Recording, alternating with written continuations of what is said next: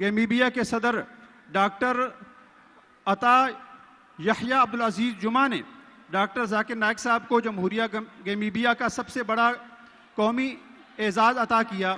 University of گیمیبیا نے انہیں doctor of human نعرہ تکبیر، نعرہ تکبیر، اہلاً و سہلاً، اہلاً و سہلاً، نعرہ تکبیر. ڈاکٹر صاحب یہ سب آپ کے لیے اکٹھے ہوئے ہیں، ذرا ہاتھ ہلا دیں ان کے. ہاتھ ہلا کر ڈاکٹر صاحب کا جواب دیجئے. نعرہ تکبیر. ہمارا تمہارا رشتہ کیا؟ ہمارا تمہارا رشتہ کیا؟ جزاک اللہ.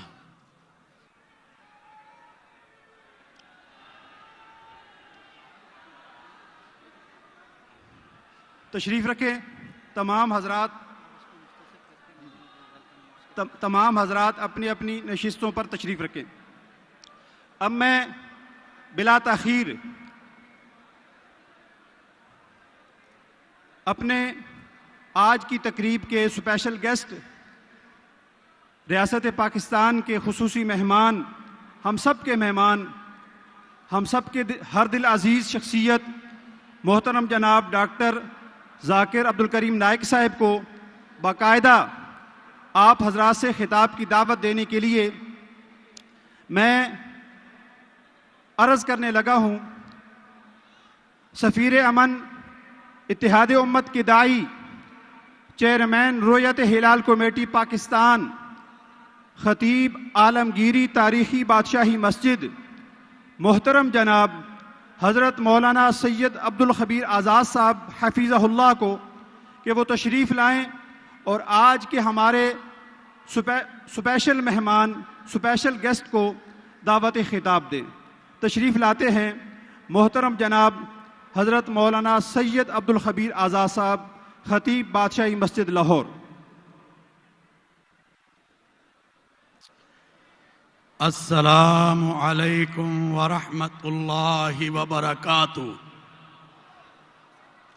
ذرا سلام کا جواب زور سے دیں، ذرا ڈاکٹر صاحب کو پتہ چلے عالیان لاہور کیسے سلام کا جواب دیتے ہیں.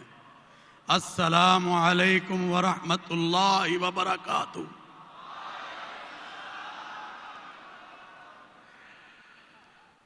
میں نحمدہ ونصلی ونسلم علی رسولہ الکریم. اما بعد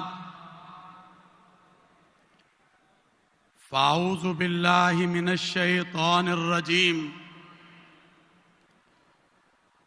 بسم اللہ الرحمن الرحیم. واعتصموا بحبل اللہ جمیعا ولا تفرقوا. صدق اللہ العظیم. حضرات محترم، میرے بھائیوں، میرے دوستوں، میری بہنوں، آج ہم اس شخصیت کا استقبال کر رہے ہیں. آج ہم اس داعی کا اور مبلغ کا استقبال کر رہے ہیں جن کو ساری دنیا میں ویلکم کیا جاتا ہے، محبتیں دی جاتی ہے، خوش آمدید کہا جاتا ہے. میری مراد میرے بہت ہی پیارے بھائی، برادر، محترم المقام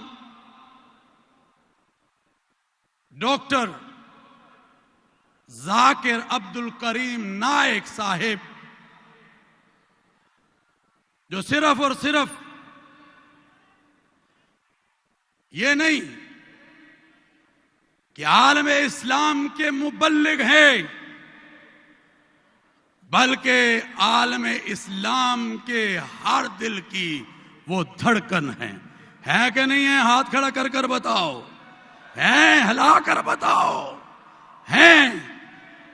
اور یہ message of peace, ambassador of peace, محبتوں کا پیغام، عالمگیری بادشاہی مسجد لاہور میں آج آپ کا تاریخی استقبال اس چیز کی غمازی کر رہا ہے۔ ڈاکٹر صاحب اس چیز کی غمازی کر رہا ہے کہ پاکستان اور ہارٹ آف پاکستان، پاکستان کا دل لاہور آپ سے محبت کرتا ہے کہ نہیں کرتا؟ مولانا زبیر صاحب بیٹھے ہیں، کرتا ہے کہ نہیں کرتا؟ تو یونٹی کا پیغام، وحدت کا پیغام، انٹرفیتھ ہارمنی کا پیغام آپ ہر جگہ دے رہے ہیں۔ آج میں اپنی اسٹیٹ کا، اپنی حکومت کا، اپنی گورنمنٹ پاکستان کا، پنجاب گورنمنٹ کا، سب کا مشکور ہوں کہ آج ہمارے درمیان اسٹیٹ گیسٹ پاکستان، جس کو ہماری حکومت نے اسٹیٹ گیسٹ بنایا ہے، وہ ہمارے درمیان موجود ہے۔ آج وہ آپ کے سامنے خطاب کریں گے۔ میں ان کے درمیان اور آپ کے درمیان حائل نہیں ہونا چاہتا۔ قرآن کہتا ہے وَاعْتَصِمُوا بِحَبْلِ اللَّهِ جَمِيعًا وَلَا تَفَرَّقُوا، کہ اللہ کی رسی کو مضبوطی سے تھام لو اور تفرقات میں مت بٹو۔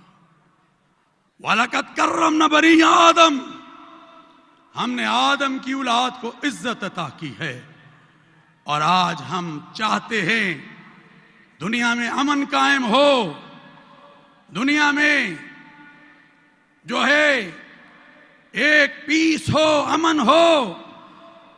اور آج غزہ کا مسلمان بھی تمہیں پکار کر آواز دے رہا ہے کہ نہیں دے رہا؟ اللہ سے دعا ہے غزہ کے مسلمانوں کی اللہ حفاظت فرمائے، کہو آمین، ذرا اونچی کہو آمین۔ اور اللہ تعالیٰ اس جنگ کو بند فرمائے اور ہماری اور پوری امت اسلامیہ کی مدد فرمائے، اور فلسطین اور غزہ کے مظلوم مسلمانوں کی حفاظت فرمائے۔ تو اب وقت آ گیا ہے کہ میں، آپ کو پتہ ہے لاہور استقبال کرنا جانتا ہے، علامہ صاحب جانتا ہے کہ نہیں جانتا؟ جانتا ہے۔ تو آؤ پھر ہم اس شخصیت کو اب دعوت دینے جا رہے ہیں، کس کو؟ جو عالم اسلام کی عظیم شخصیت ہے۔ 6 مہینے پہلے قطر میں جب ڈاکٹر صاحب سے ملاقات ہوئی، میں بہت متاثر ہوا۔ ہمارا بہت پرانا ان سے تعلق ہے۔ میں یہ بتانا چاہتا ہوں ان کو پاکستان سے محبت ہے، اور پاکستان کے لوگوں تم بتاؤ کہ ڈاکٹر ذاکر نائک سے تمہیں محبت ہے کہ نہیں ہے؟ اللہ اکبر۔ تو میں اب کھڑے ہو جائیں، اور کھڑے نہیں، اعلان، دیکھو میری بات سنو، منظم طریقے سے ہم نے رہنا ہے۔ ابھی ان کی تقریر کو سننا ہے، ابھی ان کے جو سوال و جواب آپ نے کرنے اس کا وہ جواب دیں گے۔ طبیعت بھی ان کی ناساز ہے، مگر ہماری کوشش ہے کہ وہ آپ کے سامنے بات کریں۔ آئیں، کھڑے ہو جائیں۔ آج ہم ڈاکٹر صاحب کا استقبال کریں، وہ قرآن پر اور موضوع قرآن پر بولیں گے۔ ڈاکٹر صاحب، یہ آپ بیٹھے یہ عالیان لاہور ہیں، اور یہ آپ کو بتا رہے ہیں کہ ہم آپ سے محبت کرتے ہیں۔ اور ذرا ہاتھ ہلا کر بتاؤ کہ ہم عالم اسلام کے اس مبلغ سے جن کا نام ڈاکٹر ذاکر عبد الکریم نائک ہے، ہم محبت کرتے ہیں کہ نہیں کرتے؟ کرتے ہیں تو لگاؤ نعرہ، نعرہ تکبیر. اور نہیں فلسطین کے مسلمانوں تک آواز جائے کہ آج بادشاہی مسجد لاہور میں ایسا زبردست مجمع ہے کہ عالیان لاہور نے بتا دیا ہے کہ ڈاکٹر صاحب ہم آپ سے محبت کرتے ہیں، ہم عالم اسلام کے ہر فرد سے محبت کرتے ہیں، ہم غزہ کے مسلمانوں سے محبت کرتے ہیں. تو آئیں نعرہ لگائیں. ڈاکٹر صاحب یہ دیکھیں، یہ محبت کا اجتماع ہے.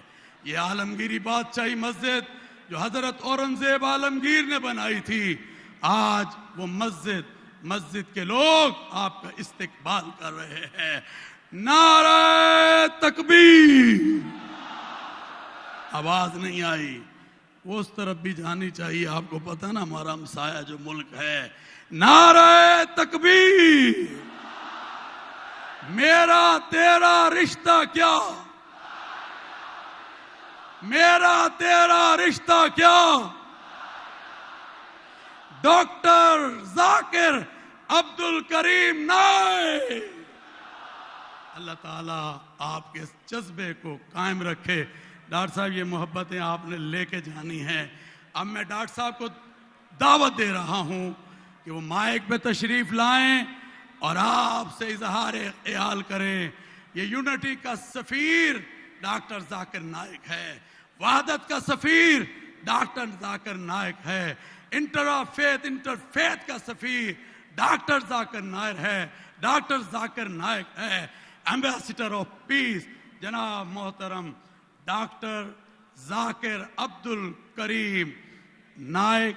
میں اس موقع پر ڈاکٹر صاحب ہمارے خواجہ سلمان صاحب بھی آئے ہیں، ہمارے اور بھی منسٹر بلال صاحب ہیں، ڈاکٹر طاہر رضا صاحب ہیں.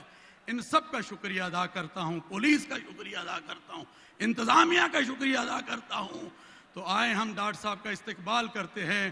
اور میں بلا رہا ہوں کہ شخصیت کو جناب محترم ڈاکٹر ذاکر عبد الکریم نائک.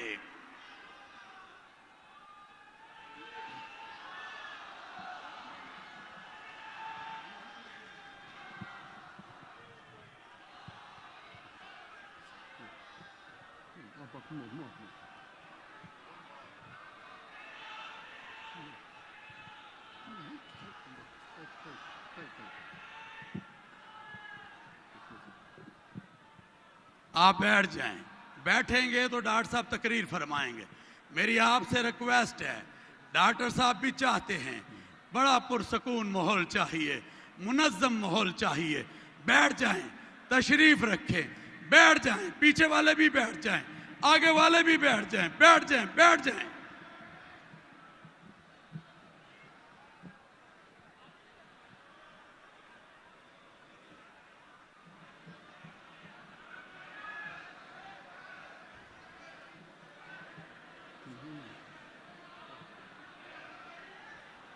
شور نہ بچائیں بھائی، بیٹھ جائیں. اتنی تعریف آپ کی محبت کی ان کو پہنچی ہے.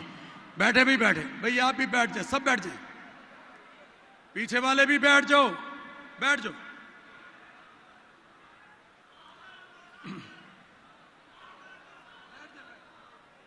الحمدللہ والصلاة والسلام علی رسول اللہ وعلی آلہ وصحبہ اجمعین. اما بعد، اعوذ باللہ من الشیطان الرجیم. بسم اللہ الرحمن الرحیم. واعتصموا بحبل اللہ جميعا ولا تفرقوا. رب اشرح لي صدری ویسر لی امری واحلل عقدۃ من لسانی یفقہوا قولی.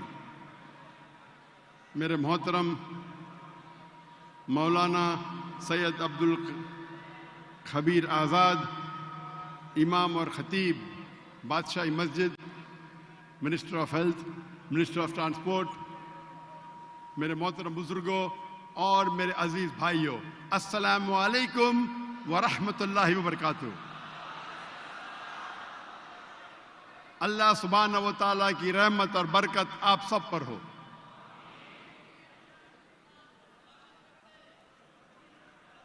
میں اسٹیج پہ آنے کے پہلے مولانا صاحب مجھ سے کہہ رہے تھے دیکھیے لاہور، پاکستان کے لاہوری مسلمان کتنی محبت کرتے ہیں ڈاکٹر ذاکر نائک سے. تو میں نے کہا آج کمپٹیشن ہو جائے، کون زیادہ محبت کرتا ہے، ذاکر نائک پاکستانیوں سے یا پاکستانی ذاکر نائک سے. آج ہم کمپٹیشن لگائیں گے، کیا ایک ہندوستانی پاکستانیوں سے زیادہ محبت کرتا ہے کیا پاکستانی ہندوستانی سے؟ خیر میں کمپٹیشن ہونا چاہیے، ہر خیر کام میں کمپٹیشن ہونا چاہیے. افسوس کی بات ہے انسان اکثر غلط کام میں کمپٹیشن کرتے، ہر خیر کام میں کمپٹیشن ہونا چاہیے. آج کمپٹیشن لگائیں گے کہ ہندوستانی پاکستانی سے زیادہ محبت کر رہا ہے کیا پاکستانی ہندوستان سے؟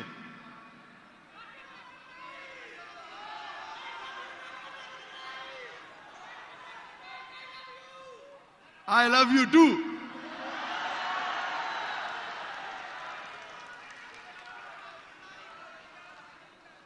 میری خواہش تھی کئی سالوں سے پاکستان آنے کی، اور اللہ نے وہ مراد، وہ خواہش تقریباً 2 ہفتے پہلے پوری کی، اور آج میں لاہور میں ہوں. اور میں بے حد خوش ہوں کیونکہ خصوصاً میں بادشاہی مسجد میں تقریر کر رہا ہوں. آج کے تقریر کا موضوع ہے القرآن عالمی ضرورت. The Quran a global necessity.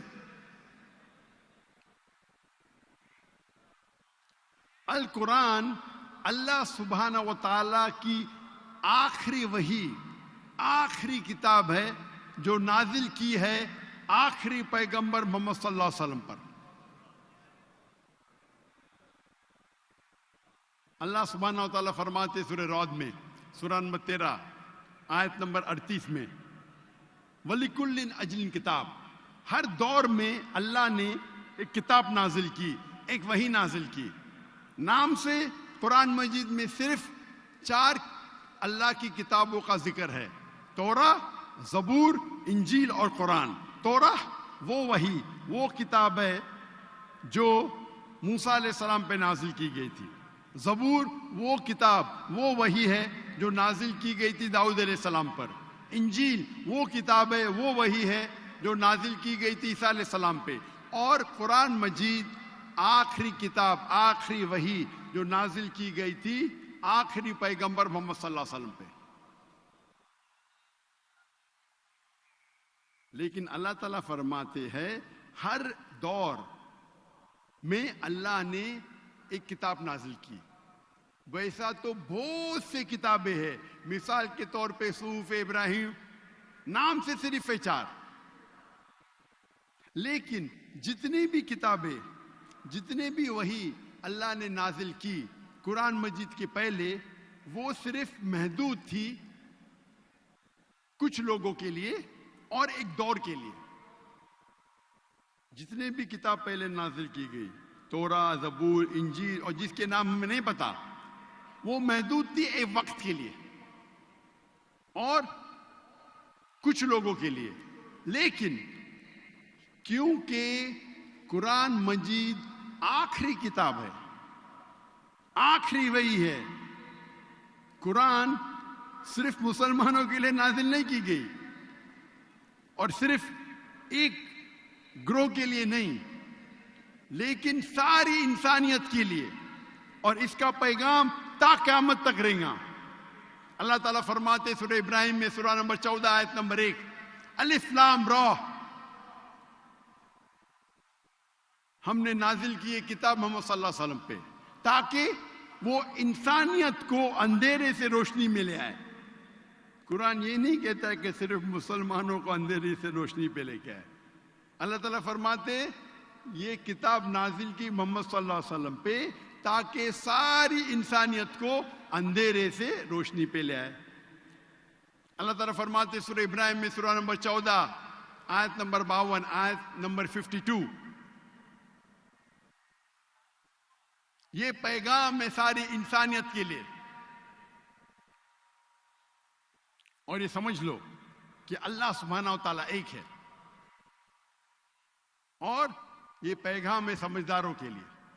یہاں اللہ تعالیٰ فرماتے یہ پیغام ہے ساری انسانیت کے لیے. اللہ تعالیٰ فرماتے سورہ بقرہ میں سورہ نمبر 2 آیت نمبر 185 185،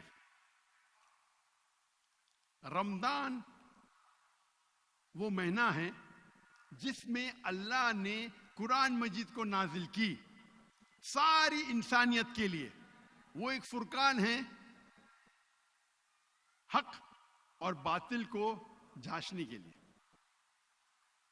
اللہ تعالیٰ فرماتے سورہ زمر میں سورہ نمبر 39 آیت نمبر 21 کہ اللہ نے قرآن مجید نازل کی محمد صلی اللہ علیہ وسلم پہ تاکہ وہ انسانیت کو ہدایت دے. قرآن میں یہ نہیں لکھا ہے کہ صرف مسلمان کو ہدایت دے. اور ہمارے آخری نبی صلی اللہ علیہ وسلم محمد صلی اللہ علیہ وسلم جتنے بھی پہلے نبی آئے، پہلے رسول آئے محمد صلی اللہ علیہ وسلم کے پہلے، وہ صرف ایک گروہ کے لیے آئے. ان کا پیغام صرف ایک وقت کے لیے تھا. لیکن کیونکہ محمد صلی اللہ علیہ وسلم آخری پیغمبر تھے، وہ صرف مسلمانوں کے لیے نہیں آئے تھے، وہ ساری انسانیت کے لیے آئے تھے. اللہ تعالیٰ فرماتے سورہ انبیاء میں سورہ نمبر 21 آیت نمبر 107 وَمَا أَرْسَلْنَاكَ إِلَّا رَحْمَةً لِلْعَالَمِينَ کہ ہم نے انہیں بھیجا سارے کائنات کے لیے، سارے انسانیت کے لیے، سارے عالموں کے لیے. کیونکہ قرآن مجید اللہ کی آخری کلام ہے اور سارے انسانیت کے لیے. اسی لیے میں کہتا ہوں القرآن عالمی ضرورت. آج سب سے زیادہ ضرورت اگر اس دنیا کو ہے وہ ہے القرآن.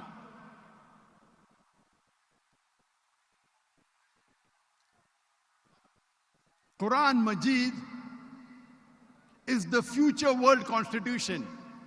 وہ دنیا کا دستور ہے. قرآن مجید دنیا کا کانسٹیٹیوشن ہے. قرآن مجید سب سے حق کی کتاب ہے دنیا میں. یہ ایک عالم کے لیے پیغام ہے. یہ فوارہ ہے حکمت اور رحمت کا. یہ ہدایت ہے جو لوگ بھٹکے ہوئے ہیں. قرآن مجید ایک تنبیہ ہے جو لوگ نہیں مانتے، اور جو لوگ شک میں ہیں ان کے لیے حق کا پیغام ہے. قرآن مجید ایک رحمہ ہے جو لوگ مشکل میں ہیں. قرآن مجید ایک امید ہے مظلوموں کے لیے. اسی لیے میں کہتا ہوں قرآن عالمی ضرورت ہے.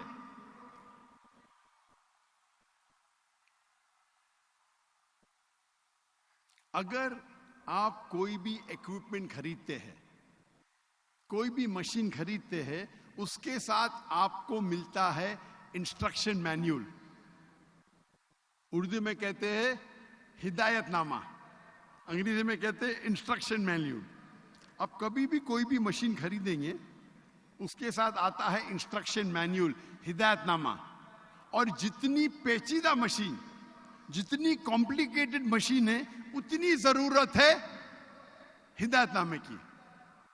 اگر آپ مجھے اجازت دیں گے انسان کو ایک مشین کہنے کے لیے، تو آپ کو ماننا ہوگا کہ دنیا کی سب سے کمپلیکیٹڈ، سب سے پیچیدہ مشین ہے انسان. کیا اس انسان کو ہدایت نامے کی ضرورت نہیں؟ انسٹرکشن مینیول کی ضرورت نہیں؟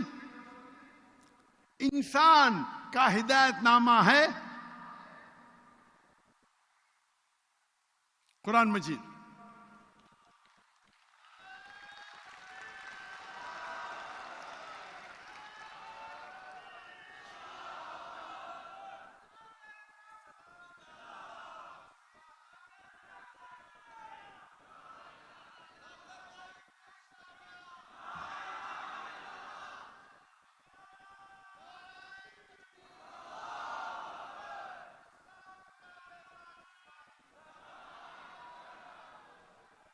قرآن مجید انسانوں کا انسٹرکشن مینیول ہے، ہدایت نامہ ہے. اور اللہ تعالیٰ فرماتے قرآن مجید میں سورہ ملک میں سورہ نمبر 67 آیت نمبر 2 میں، الذی خلق الموت والحیات، اللہ نے موت اور زندگی پیدا کی تاکہ وہ آپ لوگوں کو جانچ سکے آپ میں سے بہتر کون ہے، اچھے اعمال کون کرتا ہے. یہ زندگی ہمارے لیے ایک امتحان ہے، ٹیسٹ ہے. کیا ہم نے کبھی سوچا ہمارے زندگی کا مقصد کیا ہے؟ اور کراچی میں نے تقریر کی تھی اس موضوع پہ، ہمارے زندگی کا مقصد کیا ہے.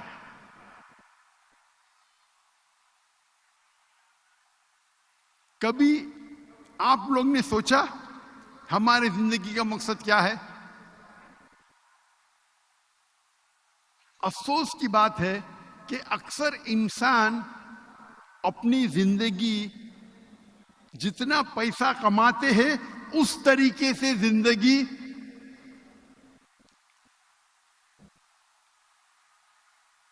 مجھے ایک چٹ ملی کہ لوگ پیچھے چل رہے ہیں. مجھے ایس پی صاحب نے وعدہ کیا تھا کہ جب میری تقریر شروع ہوئیں گی تو پیچھے کون نہیں جائیں گا، کیونکہ پیچھے بیک ڈراپ ہے.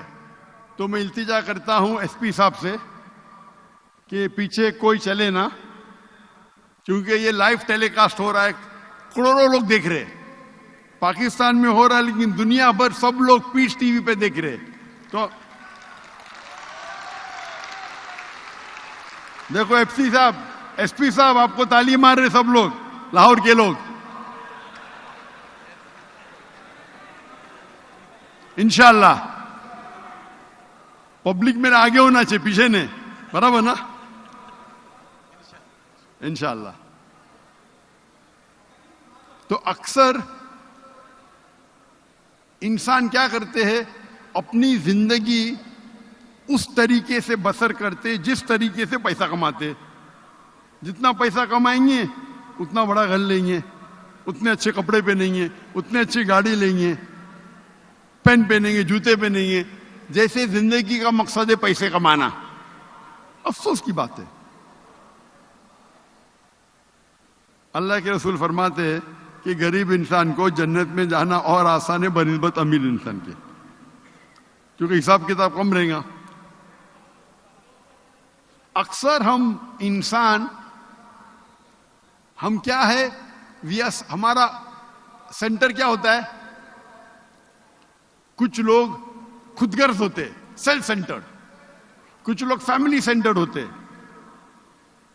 کچھ لوگ سوسائٹی سینٹرڈ ہوتے، کچھ لوگ نیبر سینٹرڈ ہوتے، کچھ لوگ پاور سینٹرڈ ہوتے، کچھ لوگ فیم سینٹرڈ ہوتے.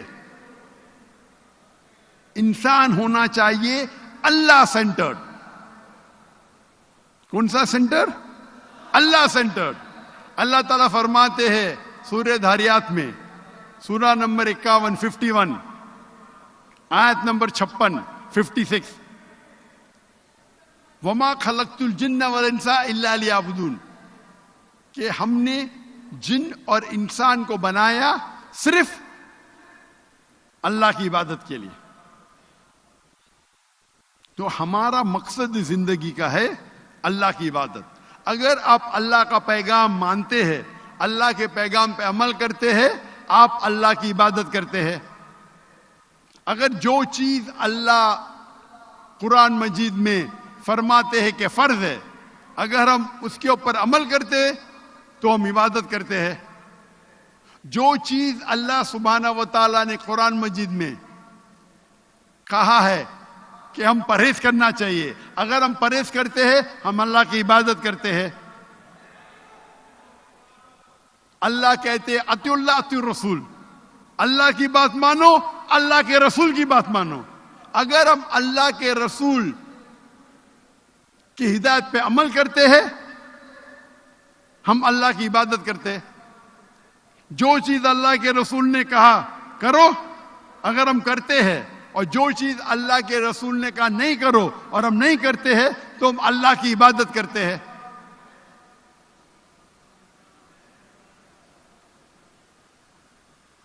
کیونکہ یہ قرآن مجید ہمیں کہتا ہے کہ یہ زندگی ایک امتحان ہے اور ہمارے حیات مقصد بیان کرتا ہے. اسی لیے میں کہتا ہوں کہ قرآن عالمی ضرورت.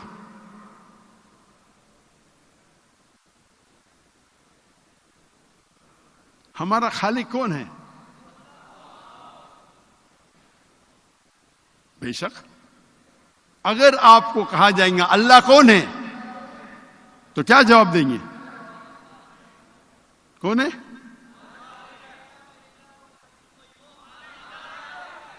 سب سے بہترین جواب اور سب سے مختصر سا جواب اللہ تعالیٰ فرماتے سورہ اخلاص میں سورہ نمبر 112 آیت نمبر 1 سے 4 کل هو اللہ احد, کہو کہ اللہ ایک ہے.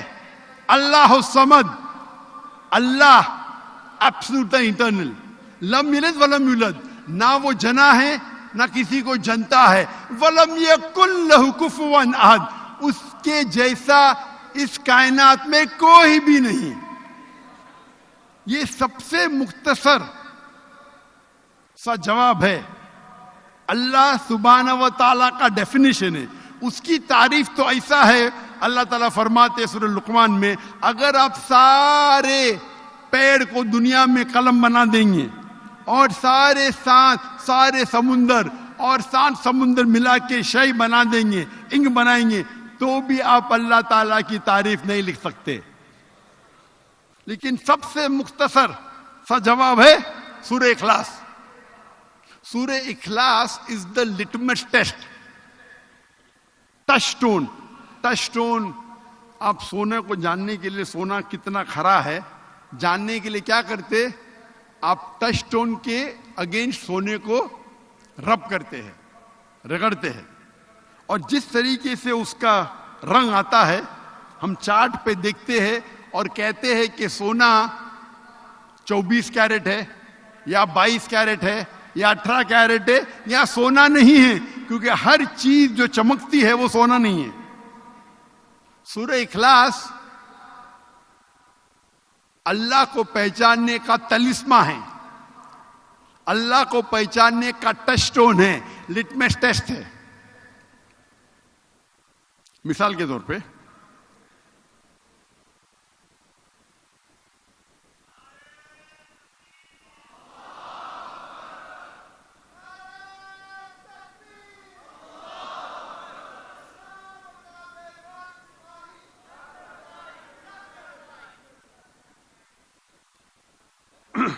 مثال کے طور پہ کئی انسان کہتے ہیں کہ بھگوان رجنیش خدا ہے. ہم ابھی چیک کریں گے اس تلسمے کے ساتھ سورہ اخلاص کے وزن پہ کیا بھگوان رجنیش ٹیسٹ پاس کرتے ہیں کیا نہیں.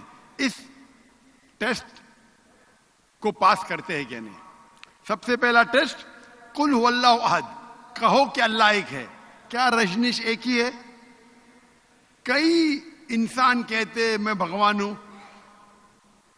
اور ہم دیکھیں گے کہ ہندوستان میں کئی ہزاروں لوگ کہتے ہیں کہ میں بھگوان ہوں. رجنیش ایک نہیں ہے, لیکن رجنیش سے بھت کہیں گے نہیں وہ ایک ہے. ہم دوسرے ٹیسٹ پہ جاتے ہیں, دوسرے آیت پہ. اللہ الصمد, اللہ جو بے نیاز ہے, صمد ہے, ایبسولوٹ انٹرنل. کیا رجنیش ایبسولوٹ انٹرنل ہے؟ ہمیں پتہ لگتا ہے اس کے بایوگرافی سے کہ رجنیش کو ڈائبٹیز ملائٹس تھی, رجنیش کو استھما تھا. سوچ سکتے خدا کو استھما ہے, خدا کو ڈائبٹیز ملائٹس ہے. لم یلد ولم یولد, نہ وہ جنا ہے نہ کسی کو جنتا ہے. ہم جانتے ہیں کہ رجنیش پیدا ہوئے مدھیہ پردیش میں. ان کے والدین تھے جو ان کے شاگرد بن جاتے ہیں, اور 1981 میں رجنیش جاتے ہیں امریکہ اور لاکھوں لوگ کو بیوقوف بناتے ہیں. اپنا ایک نیا ولیج, ایک نیا گاؤں بناتے ہیں جسے کہتے ہیں اوریگون سٹی میں رجنیش پورم. اس کے بعد امریکن گورنمنٹ اس کو اریسٹ کرتی ہے اور جیل میں ڈالتی ہے. رجنیش کہتا ہے کہ امریکن گورنمنٹ نے مجھے سلو پوائزننگ دیا. آپ سوچ سکتے ہیں خدا کو کوئی سلو پوائزن کر رہا ہے؟ میں کہوں گا کہ جمی چپالے کو آگے نہیں آنا چاہیے. یہ جمی چپالے آپ لوگ ایکسپرٹ ہے, پیچھے لے کے جاؤ. آپ پورے کیمرہ کو کاٹ رہے آگے. یہ بیسک چیز پتا نہیں آپ کو, کبھی بھی سینٹر لائن کو کراس نہیں کرنا چاہیے. یہ بیسک ہے. کبھی بھی آپ کا کیمرہ سینٹر لائن پہ کراس نہیں کرنا چاہیے. آپ اپنے فائدے کے لیے باقی 10 کیمروں کو کراس کرا رہے. آپ کا ٹیم ورک ہونا چاہیے نا.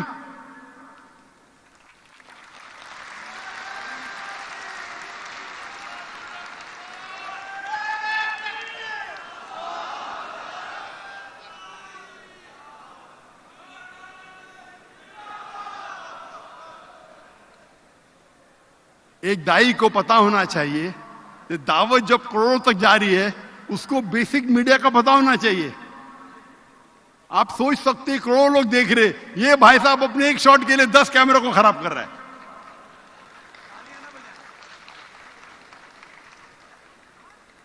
اس کا شاٹ اچھا آئے گا لیکن 10 کیمرہ گئے پورے.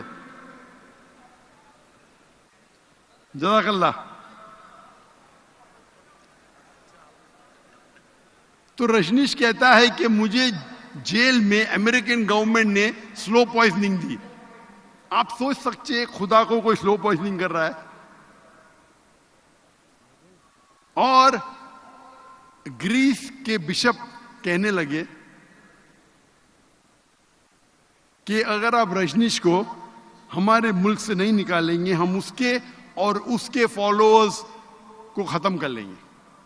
اور آخری ٹیسٹ اس کے بعد رجنیش آتے ہیں ہندوستان میں, مہاراشٹر میں,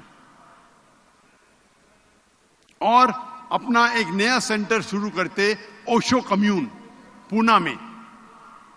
اور اگر آپ اوشو کمیون جائیں گے تو ان کی سمادھی پہ لکھا ہوا ہے, سمادھی پہ تختی پہ لکھا ہوا ہے, اوشو بھگوان Rajneesh never died, was never born, never died, but visited the earth between the 11th of December 1931 to the 19th of January 1990. بھگوان رجنیش نہ کبھی پیدا ہوئے نہ کبھی مرے, لیکن اس زمین کے شہر وزٹ کر گھومنے کے لیے آئے. 11 دسمبر 1931 سے لے کے 19 جنوری 1990 تک اس تختی پہ یہ نہیں لکھا تھا کہ رجنیش کو 21 ممالک میں انٹری نہیں, 21 ممالک کا ویزا نہیں ملا. آپ سوچ سکتے خدا دھرتی کو وزٹ کرنے آ رہے, اس زمین پہ آ رہے گھومنے کے لیے, اور اس کو ویزا کی ضرورت ہے.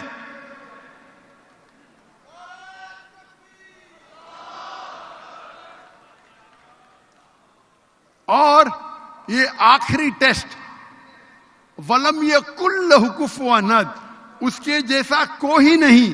یہ ٹیسٹ اللہ کے علاوہ کوئی پاس ہی نہیں کر سکتا ہے. وَلَمْ يَكُنْ لَهُ كُفُوًا أَحَدٌ, اس کے جیسا کوئی نہیں. اگر آپ اللہ کو اس کائنات میں کسی کے برابر کمپیئر کر سکے تو وہ اللہ ہی نہیں. وَلَمْ يَكُنْ لَهُ كُفُوًا أَحَدٌ. مثال کے طور پہ اگر کون کہتا ہے کہ خدا آرنلڈ شوارزنیگر کا نام سنا ہے آپ نے, جس کو مسٹر یونیورس کا ٹائٹل ملا تھا, مسٹر ورلڈ, آرنلڈ شوارزنیگر.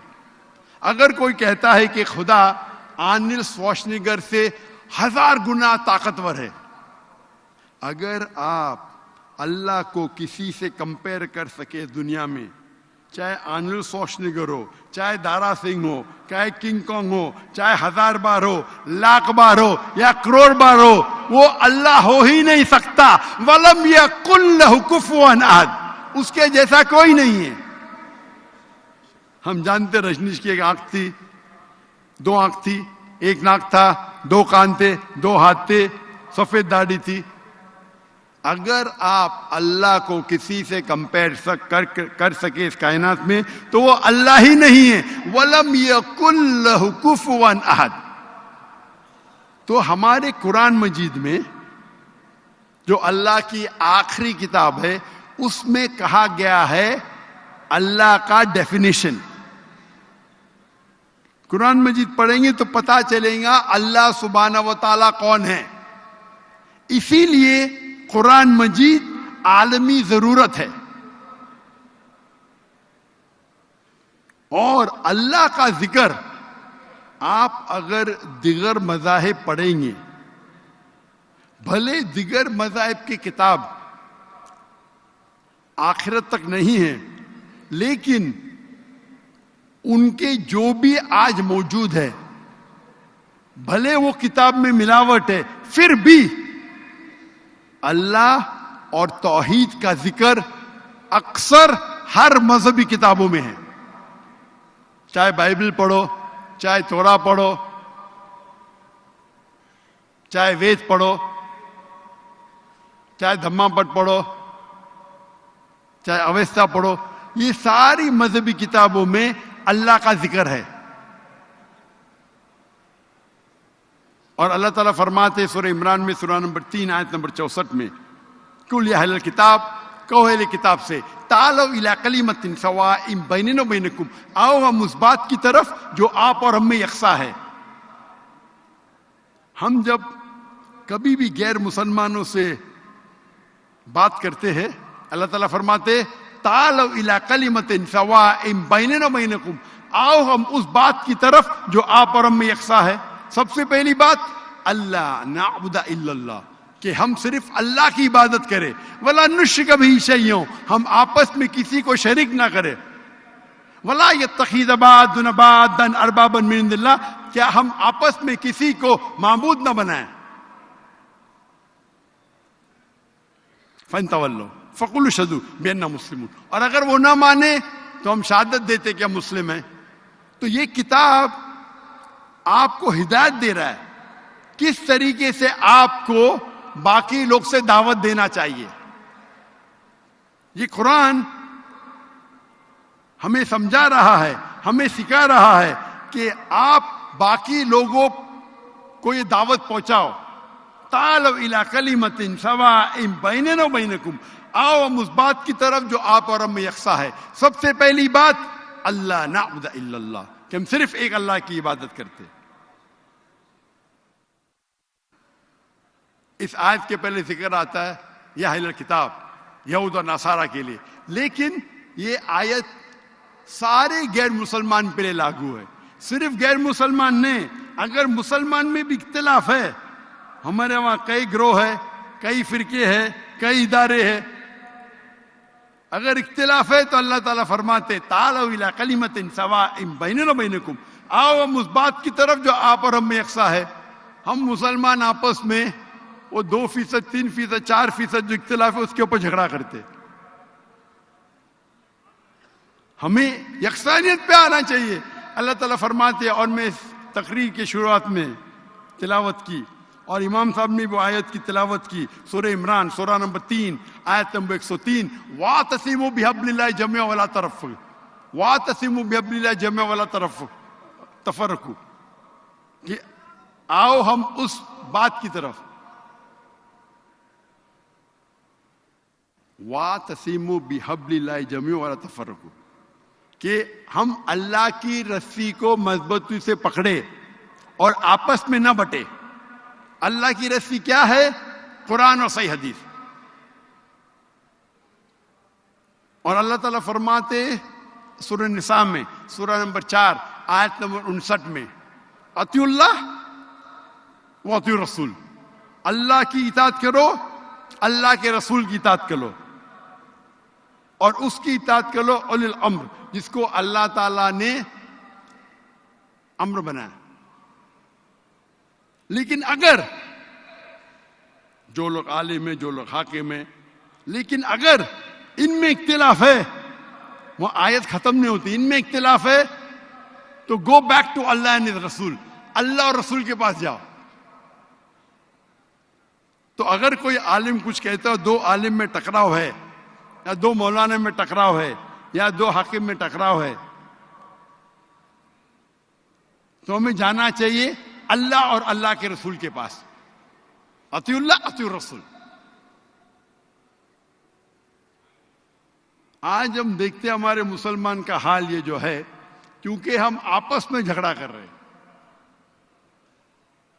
اگر اس آیت پہ عمل کریں گے کہ اللہ کی رسی کو مضبوطی سے پکڑو اور آپس میں مت بٹو، تو انشاءاللہ ہم پھر سے دنیا کی سب سے بڑی قوت بنیں گے.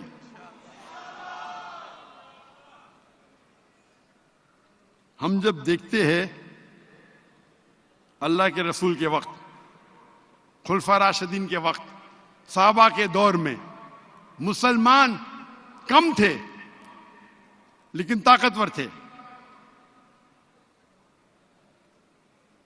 8ویں اور 9ویں صدی پہ یورپین کہتے تھے ڈارک ایجز، اندھیرا دور. کس کے لیے؟ وہ فرنگی کے لیے، مسلمان کے لیے نہیں. مسلمان دنیا کے چوٹی پہ تھے. اگر کس کو سائنس سیکھنا تھا تو لازم تھا وہ عربی سیکھے، کیونکہ مسلمان چوٹی پہ تھے. آج مسلمان کی تعداد 25% سے زیادہ ہے. 8 بلین میں سے 2 بلین مسلمان ہیں. 2 بلین. اپنی حالات کیا ہے؟ ہم پیٹے جا رہے، ہم کو لوگ فٹ بال کی طرح استعمال کر رہے، اور ہم منہ بھی نہیں کھول سکتے. کیا حال ہے ہمارا غزہ میں؟ لائف جینوسائیڈ، پورے لوگ کا قتل ہو رہا ہے دنیا بھر میں، لائف ٹیلی کاسٹ، اور ہم کچھ کر بھی نہیں سکتے کیونکہ ہم جھاگ کی طرح ہے، اللہ کے رسول فرماتے ہیں. اور یہ حالات مسلمان کی ہے کیونکہ ہم قرآن مجید سے دور ہو رہے ہیں. اگر ہم پھر سے قرآن مجید پہ عمل کرنے لگے، اللہ اور اللہ کے رسول کے بات پہ عمل کرنے لگے، انشاءاللہ ہم دنیا میں پھر سے نمبر 1 ہوں گے انشاءاللہ.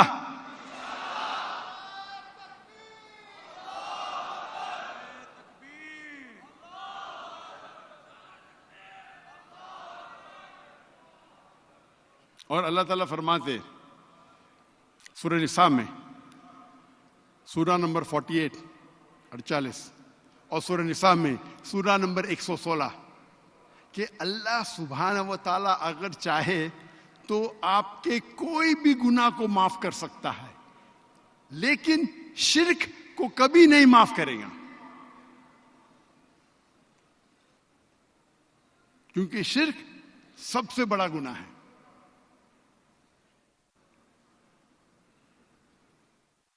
اور اللہ سبحانہ و تعالیٰ فرماتے ہیں، اور یہ اگر آپ دیگر مذاہب کی کتاب کو بھی پڑھیں گے. میں نے ایک تقریر کی ہے، concept of god in major world religion, خدا کا تصور دیگر مذاہب میں. اور میں ثابت کیا ہوں دیگر مذاہب کا حوالہ، دیگر مذاہب کی کتابوں کا حوالہ دیتے ہوئے، کہ اگر آپ برابر کتاب کو پڑھیں گے دیگر مذاہب کو، اس میں لکھا ہوا ہے کہ اللہ ایک ہے، ایک اللہ کی عبادت کرو، اور سب سے بڑا گناہ ہے شرک.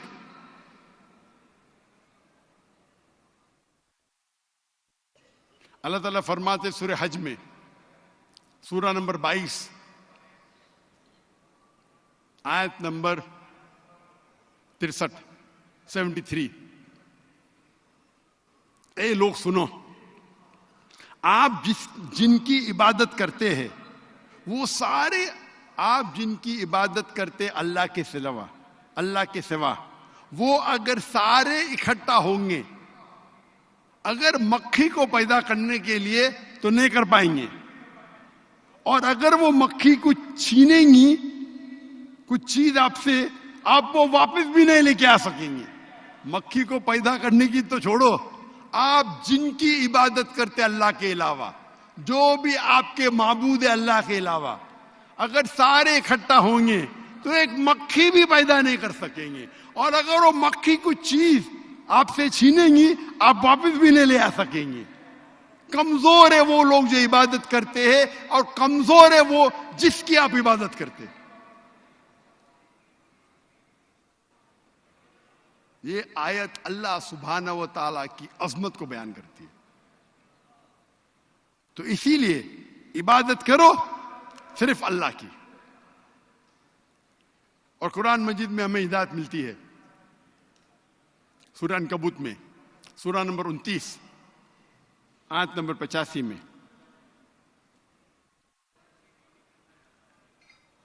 کہ آپ تلاوت کرو اللہ کی کتاب کا، اور صلاح کو قائم کرو. صلاح بے شک آپ کو بے شرمی سے بچاتا ہے اور غلط کام کرنے سے بچاتا ہے.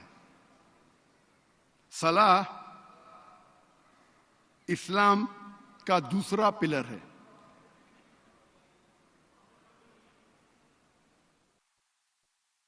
اور ہر مسلمان کو کم از کم 5 بار صلاح پڑھنا چاہیے. جس طریقے سے اچھے صحت کے لیے 3 بار کھانا کھانا چاہیے، اسی طریقے کے لیے روح کے لیے کم از کم 5 بار صلاح پڑھنا ضروری ہے، نماز پڑھنا ضروری ہے. میں نے ایک تقریر کی ہے جس کا موضوع ہے صلاح the programming towards righteousness. نماز آپ کو پروگرام کرتی ہے اچھے کام کرنے سے. وہ لمبی تقریر ہے. اور کم از کم 5 بار نماز پڑھنا ہر مسلمان کے لیے فرض ہے، اور بہتر ہے کہ مسجد میں پڑھے جماعت کے ساتھ. قرآن مجید میں اس کا ذکر ہے کہ 5 بار نماز پڑھنا چاہیے. سورہ اسراء میں سورہ نمبر 17 آیت نمبر 78، سورہ طٰہٰ سورہ نمبر 20 آیت نمبر 130، اور سورہ روم سورہ نمبر 30 آیت نمبر 17 اور 18. یہ 3 جگہ پہ لکھا ہوا ہے کہ نماز پڑھنا 5 ٹائم ضروری ہے، اور کئی حدیثوں میں لکھا ہوا ہے. سب سے پہلی چیز، سب سے پہلا اعمال جو اللہ سبحانہ و تعالیٰ پوچھیں گے صلاح کے بارے میں. اور اللہ کے رسول فرماتے ہیں صلاح فرق ہے ایمان اور کفر کے درمیان. ایمان اور کفر، مومن اور کافر، مسلم اور کافر کے درمیان ہے صلاح. صلاح پہچانے کہ وہ انسان مومن ہے یا کافر ہے.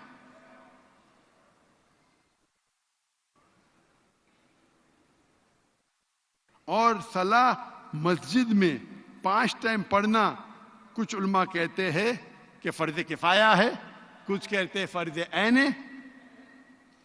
لیکن اگر آپ نماز مسجد میں پڑھیں گے با جماعت تو اس دنیا اور آخرت کے لیے آپ کے لیے بہت فائدہ مند ہے، کیونکہ وہ آپ کو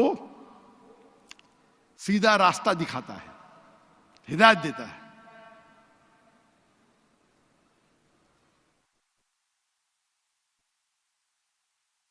تیسرا پلر، تیسری بنیادی بات ہے زکوٰۃ.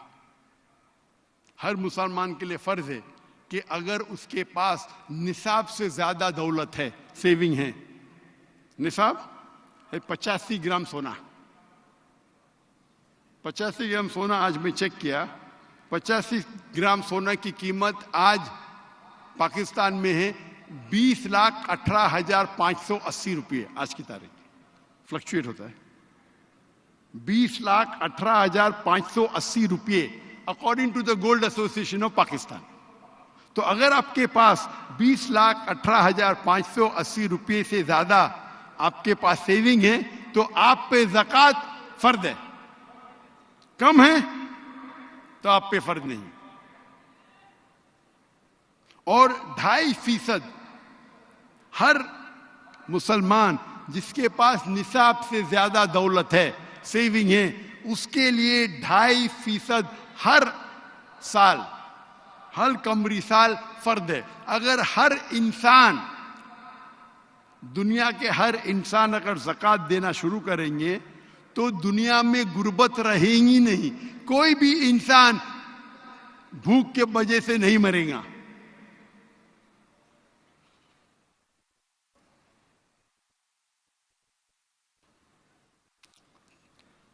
چوتھا پلر اسلام کا، صوم، روزہ. ہر مسلمان کو 1 مہینہ پورے رمضان کے مہینے فجر کے وقت کے پہلے سے لے کے مغرب کے وقت تک کے اسے پانی کھانا اور سیکس سے پرہیز کرنا ہے. اور اللہ تعالیٰ فرماتے ہیں سورہ بقرہ میں سورہ نمبر 2 آیت نمبر 183 میں 183 میں، روزہ آپ کے لیے فرض کیا گیا جس طریقے سے پہلے اوپر فرض کیا گیا تھا تاکہ آپ تقوی حاصل کر سکو. اللہ تعالیٰ فرماتے ہیں اگر آپ روزہ رکھیں گے تو آپ کا تقوی بڑھے گا.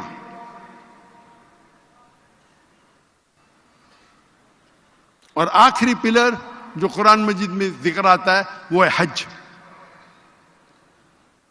اور حج دنیا کا سب سے بڑی اینیول گیدرنگ ہے، سالانہ گیدرنگ، جہاں 3-4 ملین ساری دنیا سے، پاکستان سے، ہندوستان سے، بنگلہ دیش سے، امریکہ سے، انڈونیشیا سے، ملیشیا سے، UK سے، سارے مسلمان مرد 2 پیس کپڑے سفید بنا سلے ہوئے پہنتے اور کہتے لبیک اللہم لبیک، لبیک اللہم لبیک. اور وہ حج کے مہینے میں اس دن جاتے ہیں مکہ، مینا، عرفات، مزدلفہ. یہ سب سے بڑی مثال ہے یونیورسل بردرہڈ کی، یونیورسل بھائی چارے کی، عالمی بھائی چارے کی. کیونکہ قرآن میں عالمی بھائی چارے کی ضرورت ہے، اسی لیے میں کہتا ہوں قرآن مجید عالمی ضرورت ہے. اس قرآن مجید میں لکھا ہے راہ نجات کے بارے میں، دا پاتھ ٹو سالویشن. آپ جنت میں کیسے جا سکتے ہیں. اور اللہ نے نازل کیا ہے قرآن مجید میں سورہ العصر. اور امام شافعی رحم اللہ فرماتے ہیں کہ اگر یہ سورہ العصر اکیلا صرف نازل ہوا ہوتا تو انسانیت کے ہدایت کے لیے کافی ہوتا.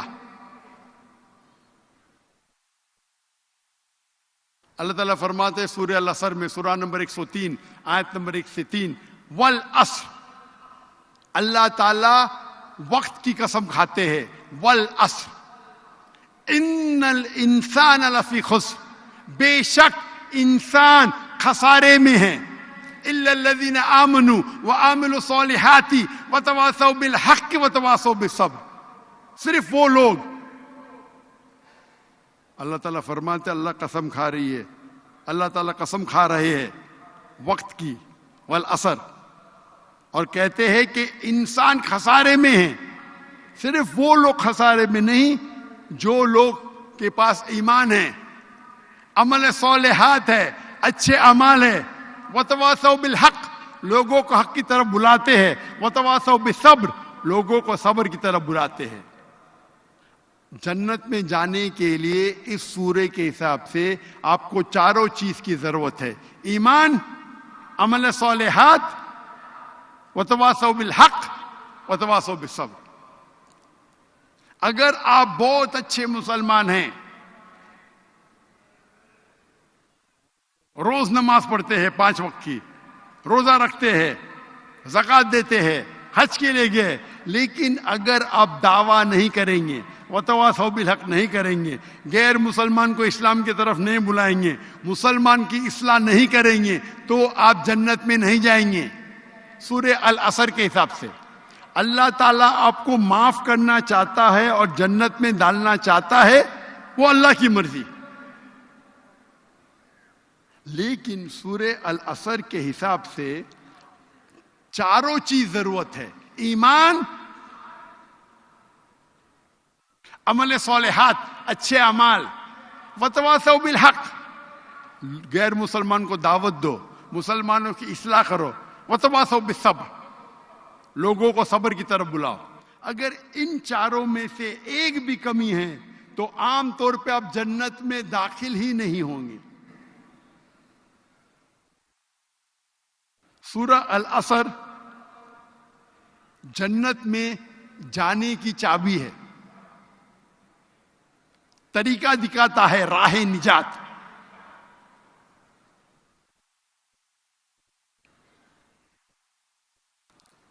ایک واقعہ ہے، جب حافظ ابن حجر اسقلانی، آپ نے نام سنا ہے، حافظ ابن حجر اسقلانی، جس نے شرح لکھی بخاری کی، وہ ایک بڑے جج تھے اور الحمدللہ ان کا عہدہ اونچا تھا، امیر تھے. تو ایک یہود، ایک غریب یہود جس کے کپڑے پھٹے ہوئے ہوتے، وہ آتے اور کہتے ہیں حافظ ابن حجر اسقلانی سے رحم اللہ، اور کہتے ہیں کہ آپ کے آخری پیغمبر محمد صلی اللہ علیہ وسلم نے فرمایا تھا کہ یہ دنیا مسلمانوں کے لیے ایک قید ہے،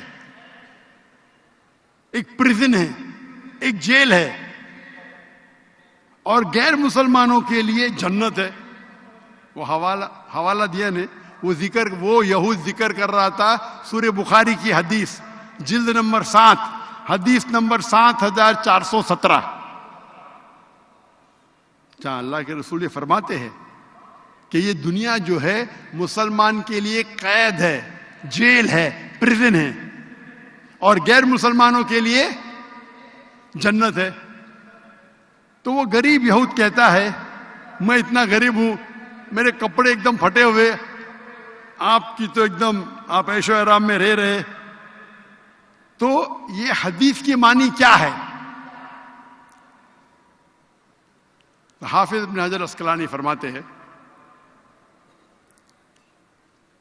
جو مسلمان کو پتا ہے کہ اگر وہ قرآن مجید پہ عمل کرے گا، اللہ کے رسول کی ہدایت پہ عمل کرے گا اور جنت جائیں گا، وہ جنت اتنی بہتر ہے کہ آج کے دنیا کے سب سے امیر انسان، سب سے انسان جس کے پاس ساری دولت ہے، وہ جنت کروڑوں گنا، اربوں گنا اس سے اچھی ہے. تو اس کے مقابلے میں یہ قید ہے نا.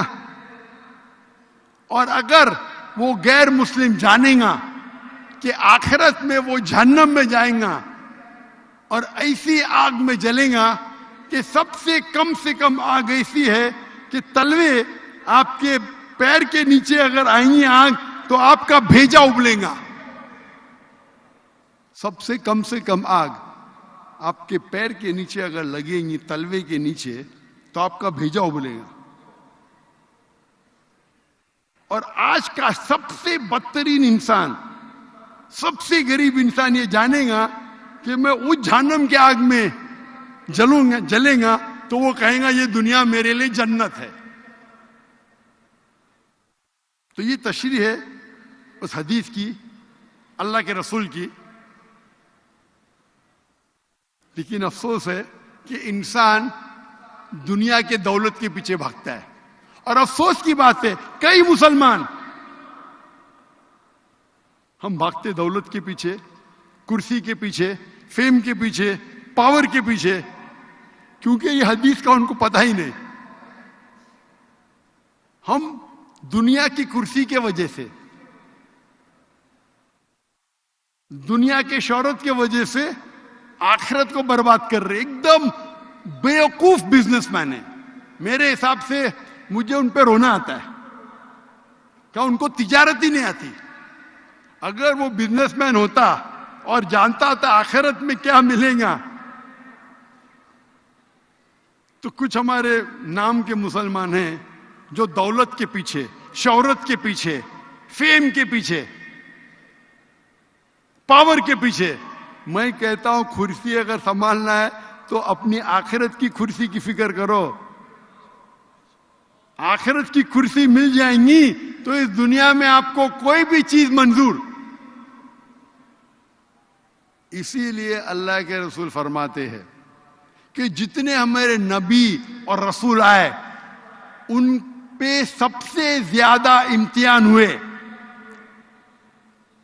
جتنا بڑا امتحان اتنا بڑا ریوارڈ، انعام. تو جتنے رسول آئے اور ہمارے آخری نبی رسول محمد صلی اللہ علیہ وسلم کا امتحان سب سے ڈیفیکلٹ تھا. اسی لیے وہ انسانوں کے ماشاءاللہ سردار ہے. اللہ تعالیٰ فرماتے وہ مثال ہے انسانیت کے لیے. تو اگر ہم جانیں اس آخری کلام، اللہ کے آخری کلام قرآن میں کیا لکھا ہے جنت کے بارے میں،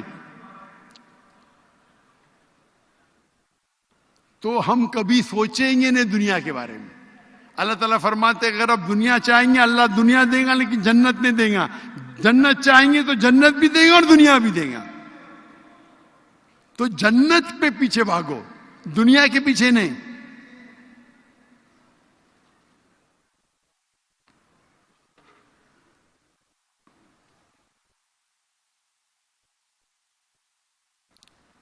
قرآن مجید جتنی بھی انسان کے مسائل ہے، جتنے بھی انسانیت کے مشکلات ہے، اس کا حل قرآن مجید میں ہے.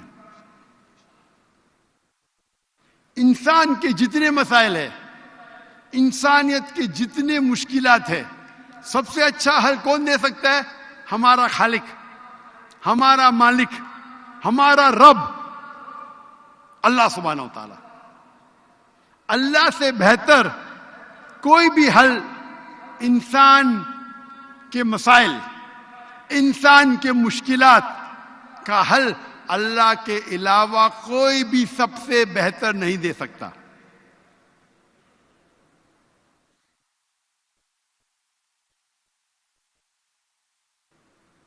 قرآن مجید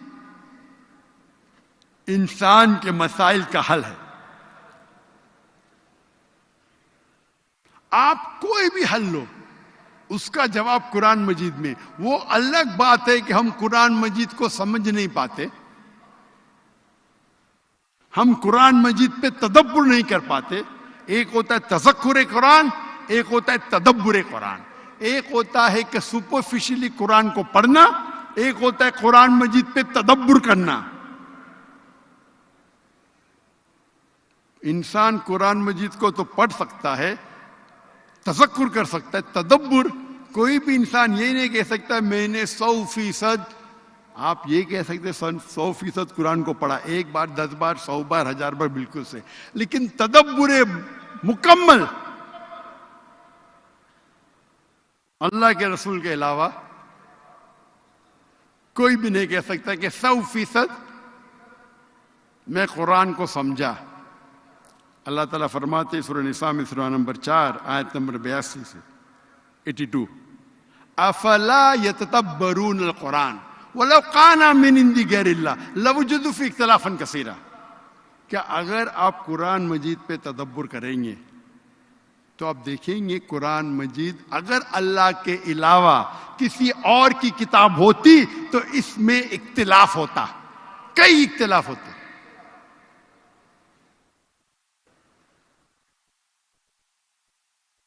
کیونکہ قرآن مجید میں انسانیت کے مسائل کا حل ہے، اسی لیے میں کہتا ہوں قرآن مجید عالمی ضرورت ہے.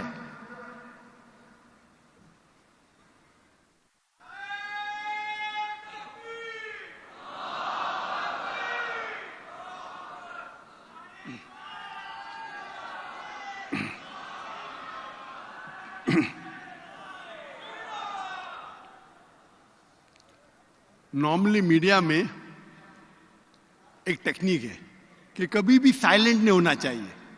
تو جب میں پانی پینے جا رہا ہوں تو ماشاء اللہ اللہ کی تکبیر کر رہے تو برابر ٹائم کے اندر آپ گیپ کو بھر رہے. یہ اصول ہے کہ اگر نارملی میں پانی پی کے بیٹھتا ہوں اور اوپر آتا ہوں تو لوگ ایڈیٹنگ میں بعد میں کاٹ دیتے. لائف میں تو دکھتا ہے، لائف میں دکھتا ہے، لیکن ایڈیٹنگ میں ہم کاٹتے کیونکہ میں پانی پیتا ہوں اٹھتا ہوں 10 سیکنڈ آتا ہے، لوگ کا ٹائم ضائع ہو رہا ہے.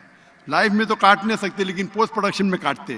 آپ لوگ ماشاءاللہ بیچ میں فلر دے رہے، نعرے تکبیر اللہ کی تکبیر کر رہے، تو ایڈیٹر ابھی کاٹے گا نہیں.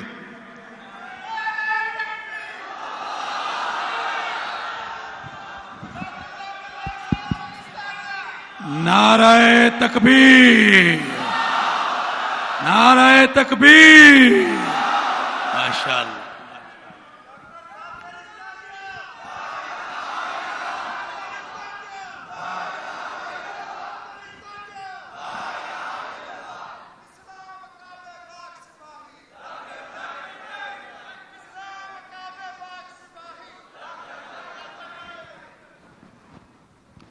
قرآن مجید انسانیت کے مسائل کا حل ہے. کوئی بھی مسائل لو.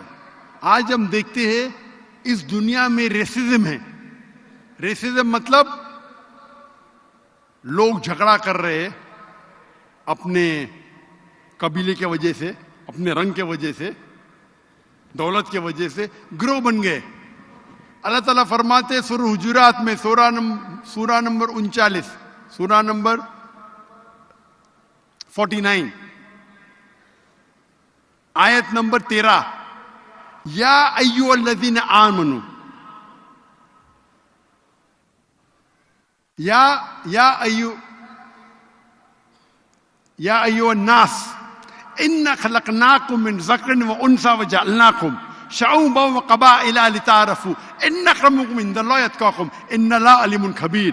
اے انسانوں، ہم نے تمہیں ایک جوڑے سے بنایا ہے، مرد اور عورت کے جوڑے سے، تاکہ آپ ایک دوسرے کو پہچان سکو، نہ کہ آپ ایک دوسرے سے نفرت کرو. اور سب سے بہترین انسان وہ ہے جس کے پاس تقویٰ ہے.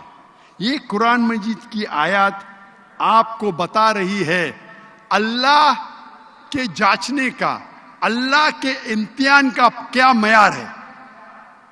اس آیت سے پتہ چلتا ہے کہ ایک انسان دوسرے انسان سے افضل نہیں ہے کیونکہ وہ امیر ہے. دولت کے وجہ سے کوئی انسان دوسرے انسان سے اونچا نہیں ہے. رنگ سے نہیں، کالا یا سفید، عمر سے نہیں، جنس سے نہیں، مرد یا عورت، اپنے قبیلے سے نہیں. اگر ایک انسان دوسرے انسان سے اونچا ہے تو صرف تقوی کے وجہ سے. تقوی. اگر آپ کا تقوی ایک دوسرے انسان کے تقوی سے بہتر ہے تو اللہ کے نظر میں آپ اونچے ہیں. تو اگر آپ کو کمپٹیشن لگانا ہے ایک دوسرے کے درمیان، پیسے کا کمپٹیشن یوز لیس، شہرت کا کمپٹیشن یوز لیس، رنگ کا کمپٹیشن یوز لیس، کس کا گھر بڑا یوز لیس. کمپٹیشن ہونا چاہیے تقوی کی بنیاد پہ. تقوی. صرف تقوی آپ کو اللہ کے نظر میں اونچا کر سکتا ہے. یہ حل ہے ریسزم کا. آج ہم دیکھتے دنیا میں دہشت گردی ہے، سب جگہ دہشت گردی ہے. یہ ایک قرآن کی آیت اگر انسان عمل کرے اور اس کو سمجھ لے تو دنیا سے دہشت گردی نکل جائیں گی. اللہ تعالیٰ فرماتے سورہ مائدہ میں سورہ نمبر 5 آیت نمبر 32 میں، اگر کوئی انسان ایک دوسرے انسان کا قتل کرتا ہے سوا 2 چیز کے، قتل کے بدلے قتل، یا وہ انسان نے اس زمین پہ فساد پھیلایا، یہ 2 چیز کے علاوہ اگر کوئی انسان دوسرے انسان کا قتل کرتا ہے تو گویا کہ ساری انسانیت کا قتل کیا، سارے انسانیت کا قتل کیا ہے. یہ آیت قرآن مجید میں کہتی ہے اگر ایک انسان دوسرے بے گناہ انسان کا قتل کرتا ہے، چاہے مسلم ہو یا غیر مسلم ہو، اگر کوئی بھی انسان مسلم یا غیر مسلم دوسرے کوئی بے گناہ مسلم یا غیر مسلم انسان کا قتل کرتا ہے تو گویا کہ وہ ساری انسانیت کا قتل کر رہا ہے. اسی لیے امام الذھبی اپنی کتاب میں الکبائر 70 گناہ کبیرہ میں نمبر 2 پہ شرک کے بعد نمبر 2 گناہ وہ کہتے ہیں بے گناہ کا قتل کرنا. اور آیت آگے میں آیت فرماتے، آیت میں لکھا ہے کہ اگر کوئی انسان دوسرے انسان کی جان بچاتا ہے گویا کہ ساری انسانوں کی جان بچا رہا ہے. یہ آیت، یہ پیغام قرآن مجید کے علاوہ کوئی بھی کتاب میں نہیں ہے، کوئی بھی مذہبی کتاب میں نہیں ہے. اگر انسان اس آیت پہ عمل کرے تو دہشت گردی دنیا سے ہٹ جائیں گی.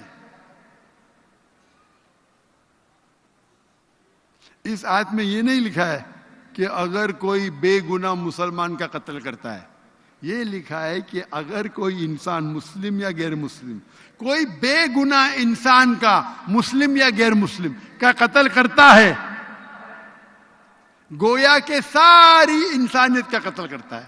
اگر ایک انسان دوسرے انسان کی جان بچاتا ہے چاہے مسلم ہو یا غیر مسلم، آپ اگر ایک غیر مسلم کی جان بھی بچاتے ہیں ایک انسان کی تو گویا کہ ساری انسانیت کو بچا رہے ہیں. اگر یہ آیت پہ عمل کرے تو دنیا سے دہشت گردی نکل جائیں گی. تو دہشت گردی کا حل قرآن مجید میں.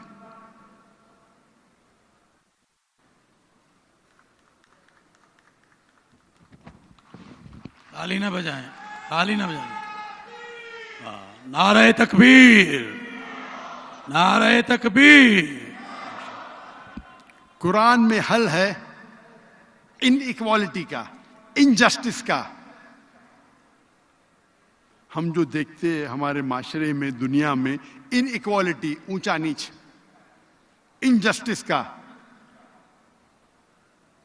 مطلب حق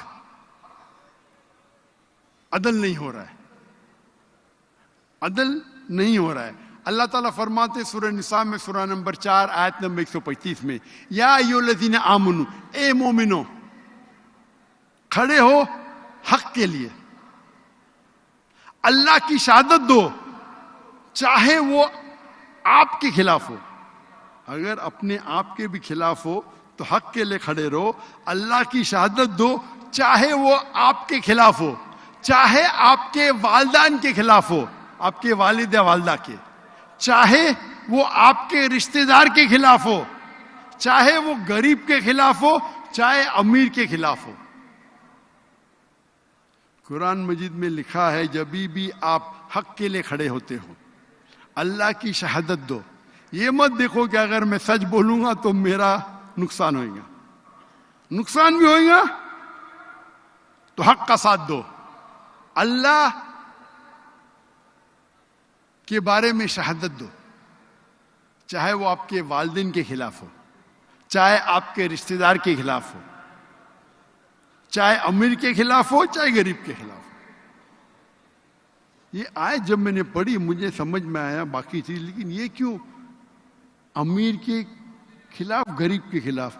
امیر کے خلاف تو ہو سکتا ہے، ایک غریب کے خلاف کون شہادت دے گا؟ کیا فائدہ ہے؟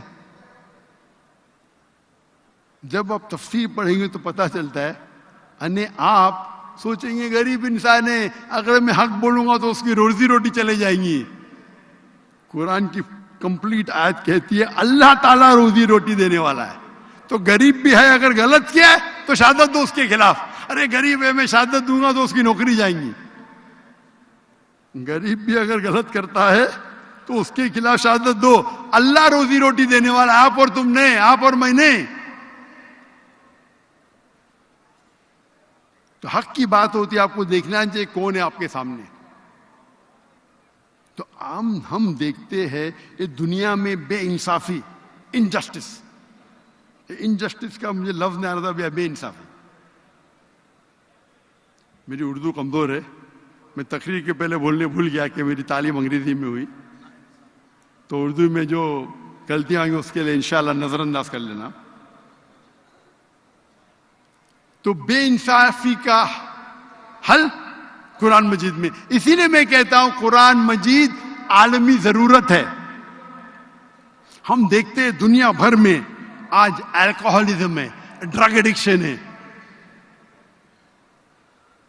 الکوہولزم، شرابی لوگ، ڈرگ ایڈکشن، ڈرگ ایڈکٹ سب جگہ ہے. اس کا حل کیا ہے؟ قرآن مجید میں اللہ تعالیٰ فرماتے سورہ مائدہ میں سورہ نمبر 5 آیت نمبر 90 میں، یا ایھا الذین آمنو، اے مومنو، انما الخمر والمیسر والانصاب والازلام رجس من عمل الشیطان فاجتنبوہ لعلکم تفلحون.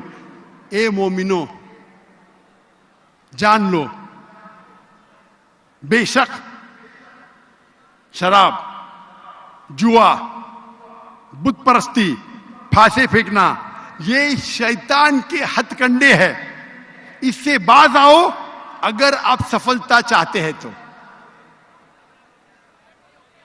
قرآن مجید میں صاف لکھا ہے کہ شراب پینا، جوا کھیلنا، بت پرستی، پھانسے پھینکنا یہ شیطان کے ہتھ کنڈے ہیں.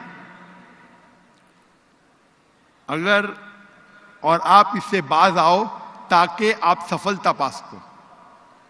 کیونکہ میں ڈاکٹر ہوں، میرے ڈاکٹری برادری کے لوگ کہتے ہیں کہ الکوہولزم،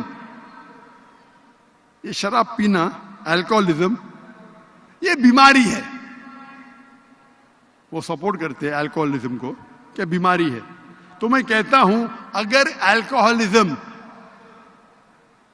ہر وقت شراب پینا بیماری ہے تو یہ واحد بیماری ہے دنیا میں جو بوتل میں بیچی جاتی ہے. یہ واحد بیماری ہے جس کا نہ کوئی جرم کاز ہے نہ وائرس کاز ہے. یہ واحد بیماری ہے جس کا اشتہار ریڈیو پہ آتا ہے، ٹیلی ویژن پہ آتا ہے، میگزین میں آتا ہے.